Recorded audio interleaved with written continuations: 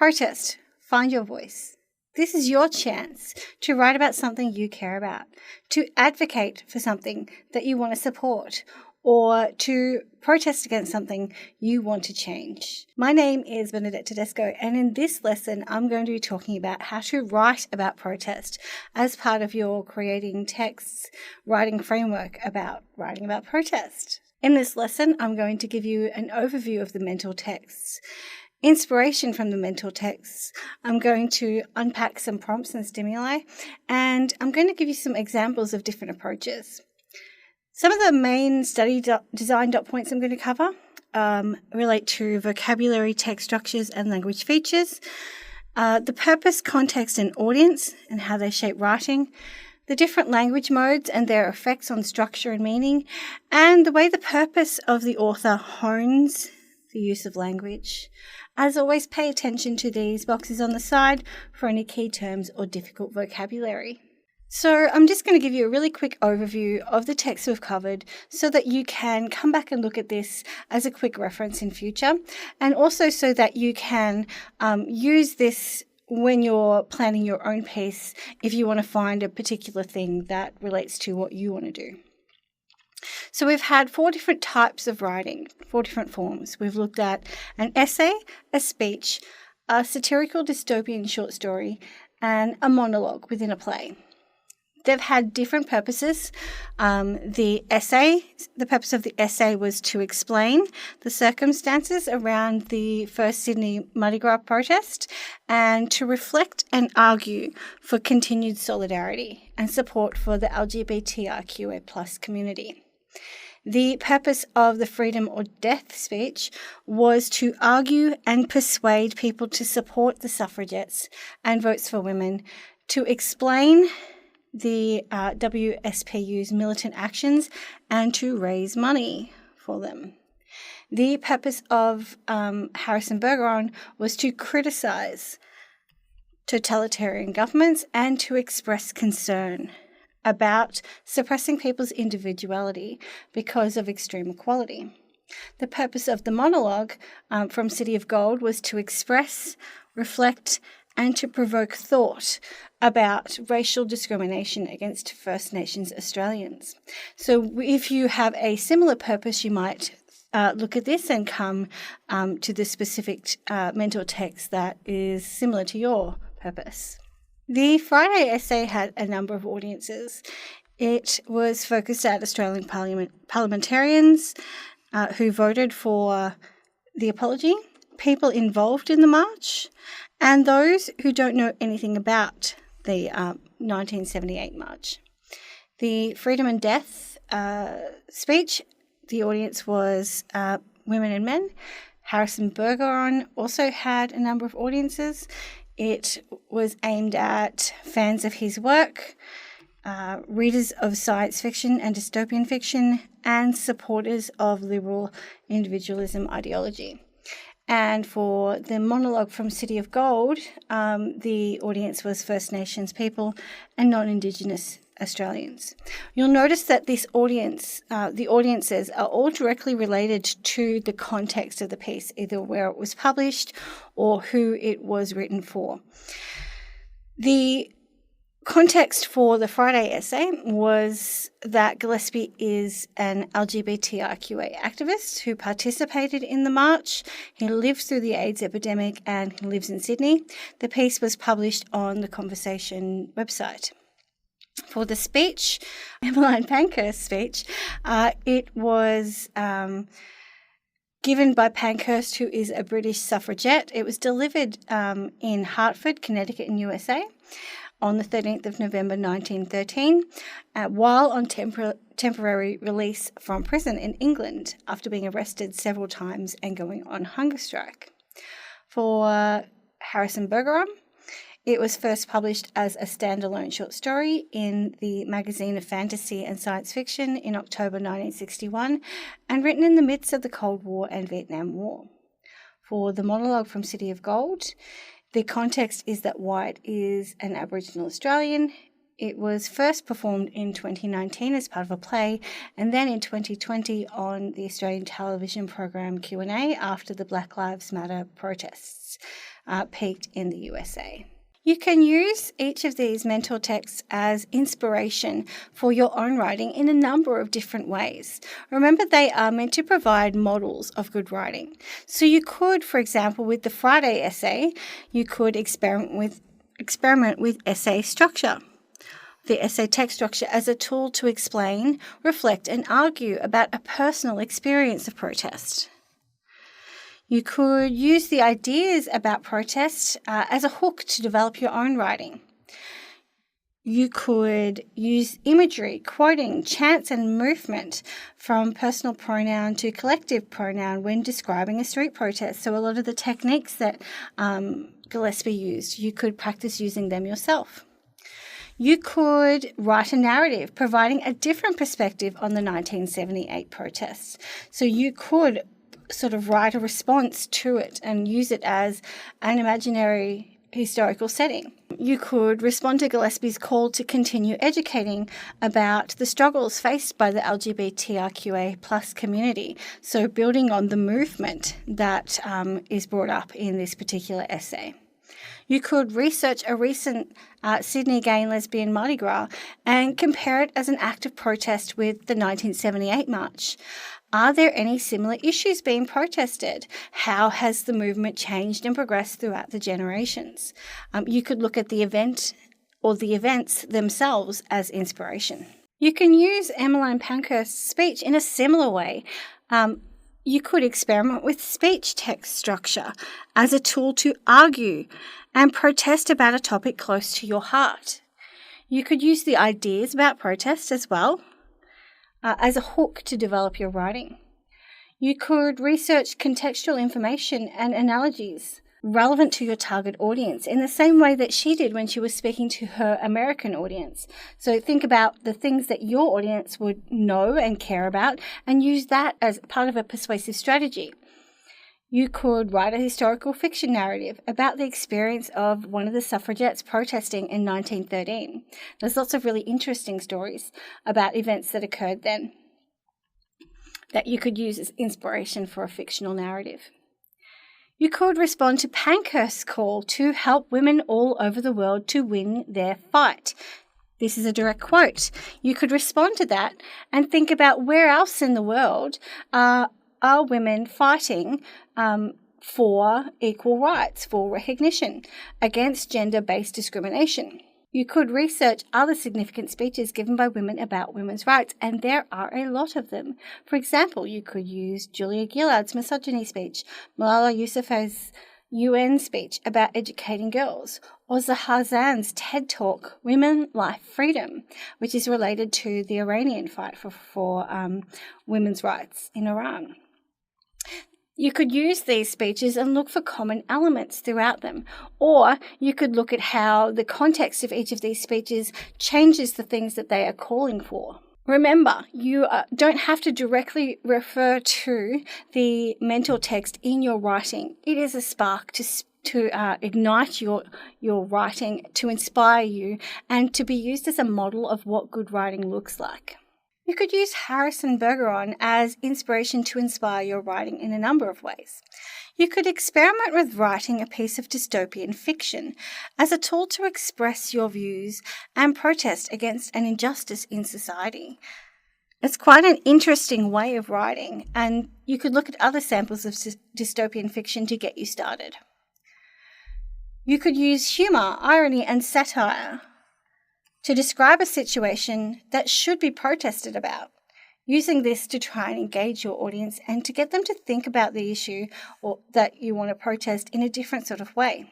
Do you agree that protest and rebellion is a natural and inevitable response to oppression? You could write a personal essay responding to this. You might also respond to Vonnegut's ending, which suggests people may prioritize their own safety and comfort over resistance and rebellion by writing from the handicapper general or the ballerina's perspective. You could research countries that have oppressed their citizens and the different ways people protest them, whether it be through music, through individuals, through street marches, through art, through graffiti. There's a whole range of ways that people protest. And if you look at these countries that have very oppressive regimes, people get quite creative in the way that they protest. You could reflect on the effectiveness of their protests in creating change and whether that made their protest pointless or not, whether the symbolism was more important than the actual outcome. You could also use City of Gold as inspiration. You could experiment with writing a monologue as a tool to express and reflect on consequences and causes of protest. You could respond to why it's called to be crazy, take a risk, be different, offend your family, call them out on issues related to racism. And you could do that in a number of different forms, whether it be in a narrative, whether it be in a personal response, a letter even would suit that outcome. Do you agree that silence is violence, complacency is complicity? You could write a personal essay responding to this. You could use quoted direct speech, allusions, and anecdotes when describing a moment of discrimination and protest. And in this way, you help your reader remember to feel that personal, individual experience. You could also research instances of racism within your community, within Victoria, within Australia, or the world. What types of protests are being used to speak out about it, and how effective are they? So you could look at the civil rights movement or any of those instances of racism and protests against racism as a particular topic of protest. Your school will set different expectations and circumstances for how you go about writing a piece, but you will most likely be given a prompt or stimuli to get you started. It might be that you are given a statement. For example, when it comes to fighting injustice, actions are more important than words.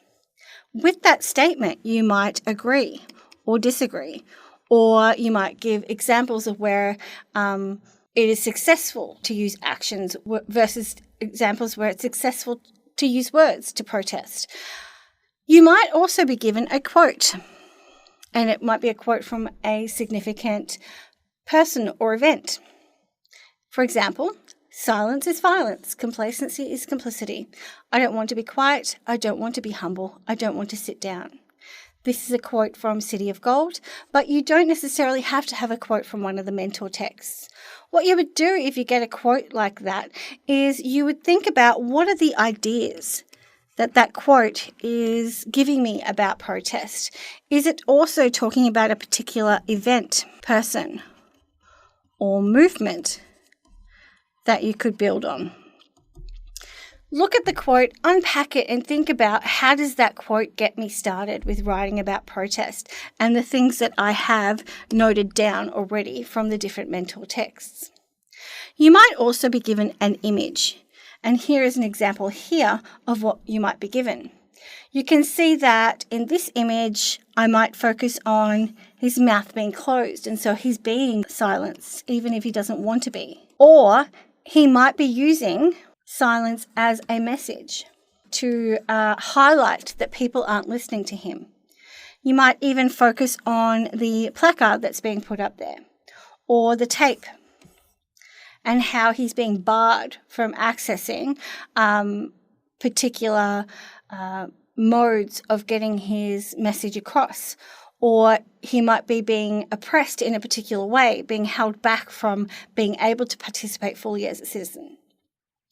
So I would pick apart the different things that I know from my mentor texts and from different ideas I'd gathered, and I'd think about what can I apply to this particular image? How does that spark my thinking? And the mouth being covered, for example, gets me thinking about silence. And the placard gets me thinking about speaking out, the importance of speaking out even when it's hard. I might even focus on the fact that he is by himself and think about how powerful can he be protesting by himself compared to having other people there to support him. I might even think about other times in history, other events that I can remember where people have used silence as a message. And there are a number of different times when that might be the case. in the past where you've had silent protests, or you've had people sew their mouths closed or tape their mouths closed as a symbol of their powerlessness to protest what is happening to them in a very public way. So that's how you might tackle one of these 3 types of prompts, how you might get started with them. So with a statement, agree, disagree. You might even explore the statement and the implications of that statement. With a quote, think about what ideas the quote inspires. Is there a particular event, person, or movement that the quote relates to that I can get started with? You could even agree or disagree with that as well. With an image, think about all the different things that image indicates, whether it's symbolically, whether it's literally. What is that image saying about ideas about protests? I'm going to go through an example of an approach you might take to the previous prompts. And in this case, I'm going to show you how you might write an essay. The title of the essay is Silence. And I'm going to read it aloud and point out the different features within this. Silence is not the absence of action, but rather the prelude to it. Silent is not consent. It is shock and seething rage about to surge upon the world. It is the quiet before the storm, the gathering of forces, the moment of introspection that precedes decisive action. In a world where white noise drowns out reason and TikTok trends reign supreme, perhaps it is in silence that the seeds of change are sown, waiting to blossom into a future where justice and equality are not just ideals but reality. Okay, so you can see the prompt clearly in the section here. Silence is not the absence of action. Silent is not consent. So that's drawing on the quote stimuli. We have here the mental text being used, in particular that repetition, repetition and metaphor that I got from Pankhurst. Deeds, not words. You see that a little bit later, also from Pankhurst. And you can also see that the vocabulary, text structures, and language features are there. I've got imagery, metaphor, listing, and repetition in order to hook and engage my audience. There are many examples of the power of silence, from NFL players kneeling during the United States of America's national anthem to the silent marchers who took to the street after the death of Aboriginal teen Daniel Yock in custody, to asylum seekers in Nauru who sewed their mouths shut out of desperation to be heard. It is the actions, the deeds of these brave protesters that spoke louder and drew more attention than any shouting would have done. So that reference to deeds, not words, is directly drawn from a mental text. I like that phrase and I wanted to use it again. You can also see hints at who my audience is. I've used an American example, an Aboriginal teen, and asylum seekers in Nauru, which is directly related to what Australia does to asylum seekers. So you can tell from those references there, the examples I'm using, that I'm talking to an Australian audience. Yeah, because Australian audiences are also usually pretty familiar with American examples as well. The TikTok reference suggests that I'm probably aiming at a teen and adult audience, especially adults who are annoyed by TikTok's popularity. And you also can see again that use of the prompt and stimuli. It's the actions that speak louder than any shouting. So the taped mouth doesn't matter, it's what he's doing with the card. So how can silence be used as a tool of protest? How can we learn from the success? I've used this example here from Gillespie, how he posed that question to establish why he was writing the piece. So in posing the question, I'm establishing why I'm writing this essay. I'm writing this essay to answer that question. And I'm making that explicit without saying the purpose of my essay is. So how can silence be used as a tool of protest? How can we learn from the success and dignity of those who use their silence to speak to the world? For protest to be successful, it must reach society, especially those in power. To become a movement and create change, a protest needs people power. So how can silence speak to people? Silence speaks in a number of ways. All right, so we can see the ideas about protest are there as well. In particular, looking at how can protests be successful, that protests need to be include a lot of people. It can't just be an individual, and also that silence can be an indication of the need for action, that there is a need that needs to be addressed. It's a prelude to action. And then again, that mental text is used, that short, sharp, single sentence paragraph used for emphasis is something that Gillespie as well did really well. And so I wanted to use that in my essay. The essay continues. Firstly, there is something noble and pure about silent defiance. It evokes empathy and encourages inclusivity in a non-confrontational way. Not all movements have to take on the militant actions that people like Emmeline Pankhurst encouraged the suffragettes to perform in their fight for women's rights. While she did manage to be heard, she also repelled a lot of potential supporters who rejected the aggression and damage caused to people caught in the crosshairs. Violence is also easy to denounce, often dragging the movement down with it. Just as the media were able to criticise the riots and damage caused by the Black Lives Matter mob, they were also able to ignore the cause of the riots.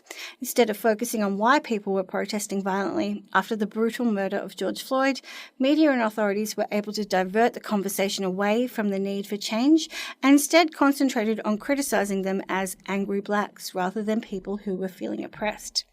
In contrast, after Colin Kaepernick and Eric Reid kneeled during the US national anthem, it was much harder to divert focus away from their passive message. Cries of unpatriotic, disrespectful, and un-American were mixed in amongst racial slurs, but more often than not, these criticisms sounded hollow and actually reinforced the message rather than detracting from it. Many followed Kaepernick and Reid's example, showing support by kneeling as well in silent protest. So you can see all the different moments where there's reference to silence, being defiant, being non-confrontational, kneeling. So there's that in part of the stimuli, it talks about standing up, not sitting down. And so I'm confronting that and saying, actually, you can sit, you can kneel, and that can be protest as well. Their mental text as inspiration could be seen quite clearly in that reference to Emmeline Pankhurst. Media diverting attention away can also be seen. That came through in Vonnegut's narrative, his short story, and also that reference to angry blacks in Wyatt's monologue, and quoting the crowd and the slurs for impact that both Wyatt and Gillespie did. So I've used both of those strategies there. You can also see the form coming through, the text structures of an essay.